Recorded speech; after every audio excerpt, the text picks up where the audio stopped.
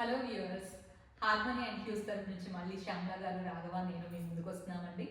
ఈ ఎపిసోడ్లో మేము అప్కమింగ్ ఈవెంట్స్ ఏమేమి చేస్తాము అనే దాని గురించి మాట్లాడుకుంటున్నామండి. మీకు అందరూ కూడా ఇంట్రెస్టింగ్గా ఉంటుంది ఈ టాపిక్ అని అనుకుంటున్నాను.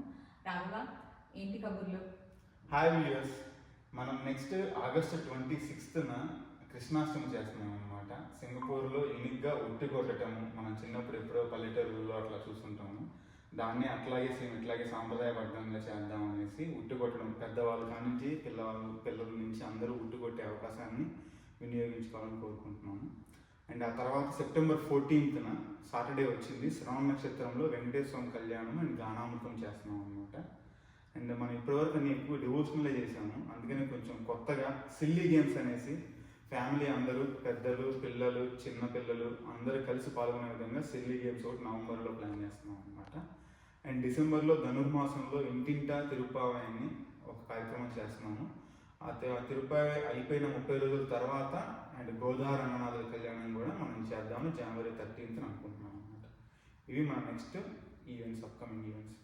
మీరు విన్నారుగా వ్యూయర్స్, వీటన్నిటిలో మీరు పాల్గొనవలసిందిగా కోరుకుంటున్నాం. Bye bye. Stay tuned for more updates and details of each event in the next episodes. Thank you. Bye.